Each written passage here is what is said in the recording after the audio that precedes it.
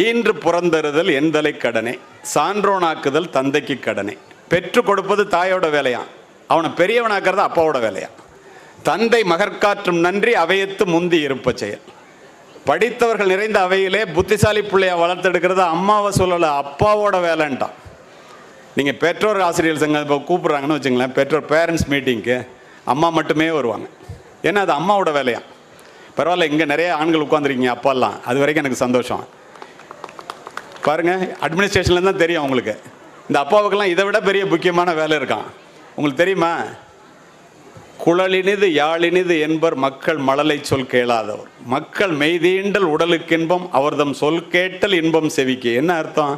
100 கோடி bank balance, 1000 acre நிலம், மாட மாளிகைகள்லாம் உண்மையான சொத்து இல்லைடா. உயிருள்ள உன்னுடைய பிள்ளை தாண்டா உண்மையான சொத்து. அதுக்கு உன் நேரத்தை செலவு பண்ணு. Spending time with children is more important then spending money on தம்.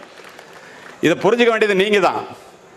பிள்ளைகள் பணம், வாழ்க்கைக்கு பணம் அவசியம். வாழ்க்கை வேறு, பொருள் வேறு. பொருளே வாழ்க்கை இல்லை. வாழ்க்கை என்று சொல்வது பிள்ளைகளை, பொருள் என்று சொல்வது பணத்தை. ஒரு மனிதன் பொருளை இழந்து வாழ்க்கையை தக்க வைத்துக் கொள்ளலாம். வாழ்க்கை இழந்து பொருளை தக்க வைத்துக் கொள்வது விரல் போவது தெரியாமல் மோதிரத்திற்கு ஆசைப்படுவதைப் போல, பால் தெரிந்து போவது பாத்திரத்திற்கு தெரியாது என்பதைப் போல பிள்ளைகள் கெட்டு போய்விட்டார்கள் என்பதை கடைசியாக தெரிந்து கொள்கிறவர்கள் பெற்றோர்களாகத்தான் இருக்கின்றீர்கள். இதை நீங்கள் முதலிலேயே புரிந்து கொள்ள வேண்டும் என்பதற்காக இதனை பதிவு செய்கின்றேன். அது மட்டுமல்ல, ஒரு அம்மா நினச்சா என்ன பண்ண முடியும் தெரியுமா? ஒரு சாதாரண நரைந்து, அம்மாவையும் விட்டு வைக்கலைங்க, எந்த குழந்தையும் நல்ல குழந்தை தான் மண்ணில் பிறக்கையிலே, அது நல்லவராவதும் தீயவராவதும் அன்னை வளர்ப்பினில் என்று போயிட்டான். ஒரு சாதாரண நரேந்திரனை விவேகானந்தராக மாற்றியது என்னுடைய தாய் என்று எழுதுகிறார் சுயசரிதையிலே. ஒரு சாதாரண மோகன்தாஸை மகாத்மாவாக மாற்றியது என்னுடைய தாய். அவர் சொல்றாரு, ஒரு சாதாரண சிவாஜியை சத்ரபதி சிவாஜியாக மாற்றியது, வீர சிவாஜியாக மாற்றியது என்னுடைய தாய். ஏன் அவ்வளோ தூரம்?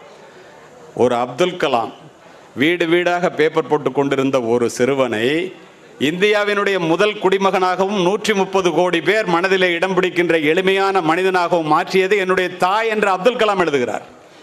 ஒரு தாய் நினைச்சா என்னெல்லாம் செய்ய முடியுது பாருங்களேன். ஏன் இப்போ செய்ய முடியறதில்லை? அதை விட வேற என்ன முக்கியமான வேலை உங்களுக்கு தெரியுமா? இதோ எரிகிறதே, பிரபஞ்சத்தினுடைய பிரம்மாண்ட தேவையான மின்சார பல்பை கண்டுபிடித்த தாமஸ் ஆல்வா எடிசன் 5ஆம் வகுப்பு படிக்கும்போது உண்மை நிகழ்வு. அவளுடைய தாய் நான்சியிடம் கொடுக்க சொல்லி ஒரு கடிதத்தை 5ஆம் வகுப்பு ஆசிரியை கொடுத்து அனுப்புகிறார். அதை பிரித்து படித்தோடனே கலங்கி கலங்கி அழுகுறாங்க.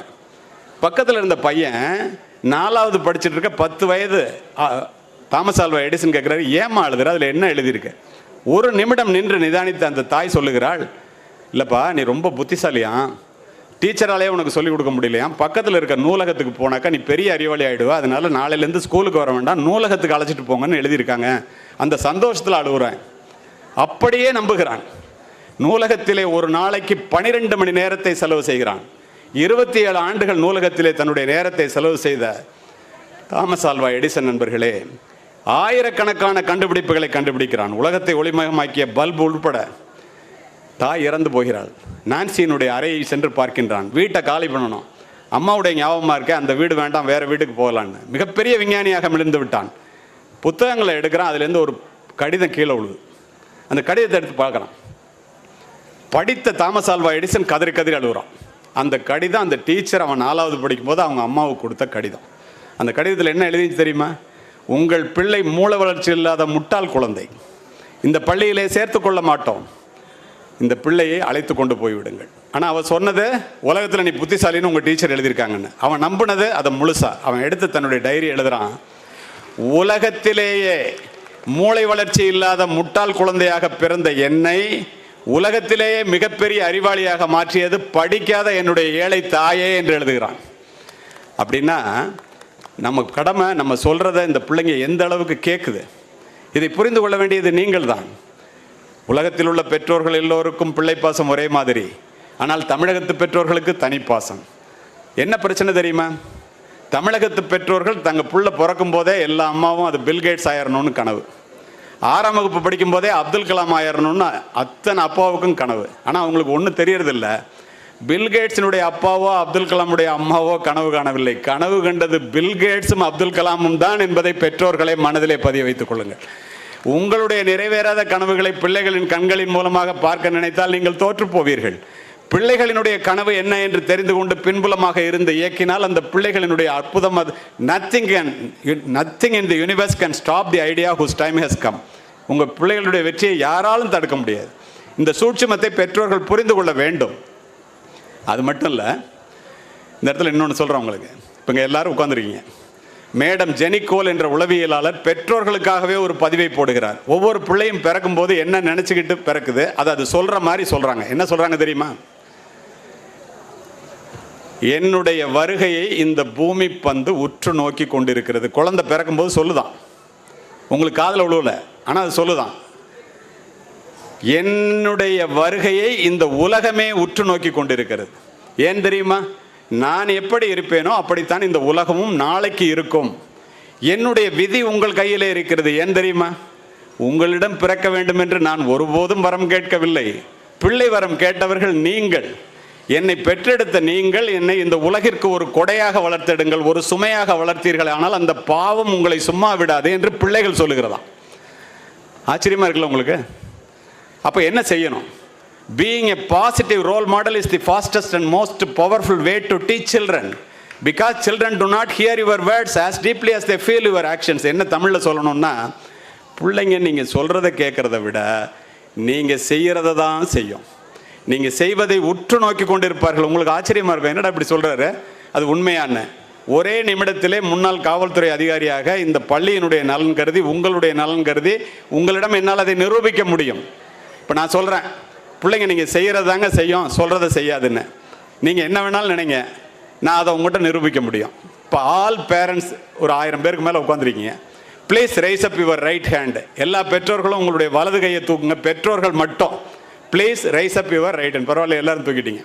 இப்போ நான் சொல்கிறத செய்யுங்க. Please touch your forehead. நெத்தியை தொடுங்க. Please touch your nose tip. Please touch your cheek. அப்படியே கையை வைங்க. நான் ப்ளீஸ் டச் யுவர் சீக்குன்னு கன்னத்தை தொட சொன்னேன். நான் தொட்டது முகவாயை தொட்டேன். நான் செஞ்சதை தான் நீங்கள் அத்தனை பேரை செஞ்சிருக்கீங்கள ஒழிய நான் சொன்னதை ஒருத்தர் கூட செய்யலை. இப்படி தாங்க பிள்ளைங்க 24 மணி நேரமும் மெகா சீரியல் பார்த்துக்கிட்டே இருக்கிற அம்மா பிள்ளைய டிவி பார்க்காதன்னா கேட்குமா? பாருங்க, பிள்ளைங்க தான் கை தட்டுது. 24 மணி நேரமும் செல்லை நோண்டிட்டு இருக்கிற அப்பா பிள்ளைய செல்லை யூஸ் பண்ணதானே கேட்குமா? வீட்டுக்குள்ளே உட்காந்துட்டு செல்ஃபோனில் யாராவது கூப்பிட்டா இல்லைன்னு சொல்ல, பக்கத்து வீட்டு மாமா வந்து கேட்டால் இல்லைன்னு சொல்ல, அது ஸ்பெஷல் கிளாஸ் போயிட்டு வந்தேன்னு உங்கள்கிட்ட சொல்லும், சினிமாவுக்கு போயிட்டு வந்துடும். நீங்கள் தானே கத்துறீங்க. நீங்கள் ஒரு ரோல் மாடலாக பிள்ளைங்க நினைக்கிறது உங்களை தான். தயவு செய்து பெற்றோர்களே, பிள்ளைகளுக்கு ஆசைக்கு வாழாமல் தேவைக்கு வாழ கற்றுக் கொடுங்கள். பிள்ளைகளுக்கு அதிகமாக சொத்து சேர்த்து வைத்து விட்டு போகின்ற பெற்றோர்களை விட பிள்ளைகளுக்கு சிக்கனமாக வாழ கற்றுக் கொடுத்து விட்டு போகின்ற பெற்றோர்கள் மேன்மையானவர்கள் என்பதை காவல்துறை அதிகாரியாக நான் பலமுறை பார்த்து விட்டேன். பிள்ளைகளுக்கு முன்னால் சண்டையிடாதீர்கள். வார்த்தைகளால் வாழ்க்கை இழந்தவர்கள் வானத்து நட்சத்திரங்களைப் போல எண்ணிலடங்காதவர்கள். பிள்ளைகளுக்கு முன்னால் கோபப்படாதீர்கள். கோபம் என்பது இயலாமையினுடைய வெளிப்பாடு. அது இருக்கின்ற இடத்தை தான் முதலிலே அழிக்கும். விழுகின்ற இடத்தை விட அமிலத்தை போன்றது. பிள்ளைகளுக்கு முன்னால் கவலைப்படாதீர்கள். பிள்ளைகளுக்கு தைரியத்தை சொல்லி வளருங்கள். என்ன அப்படின்னா என்ன செய்யணும்? எல்லாருக்கும் கவலை இருக்கும். எந்த மனித இதயத்தில் காயமில்லை சொல்லுங்கள், காயமெல்லாம் காலப்போக்கில் மறந்து போகும் மாயங்கள். பாட்டு கேட்குறீங்கல்ல? ஒளிதாக்கும் கற்கள் தானே மண் மீது சிலையாகும், வழிதாங்கும் இதயம்தானே நிலையான சுகம் காணும். இதை யார் பிள்ளைகளுக்கு சொல்லித்தரது? வாழ்க்கை என்றால் 1000 இருக்கும், வாசல்கள் தோறும் வேதனை இருக்கும், வந்த துன்பம் எதுவென்றாலும் வாடி நின்றால் ஓடுவதில்லை, எதையும் தாங்கும் இதயம் இருந்தால் இறுதி வரைக்கும் அமைதி நிலைக்கும், உனக்கும் கீழே இருப்பவர் கோடி நினைத்து பார்த்து நிம்மதி நாடு என்று பிள்ளைகளுக்கு சொல்லித்தாருங்கள். அதுதான் உண்மையான வளர்ப்பு. அதைத்தான் நீங்கள் செய்ய வேண்டும். இந்த இடத்திலே தாய்மார்களுக்காக 2 நிமிடத்திலே ஒன்றை சொல்லி முடிக்கின்றேன். பிள்ளைகள் கேட்டுக்கொள்ளட்டும்.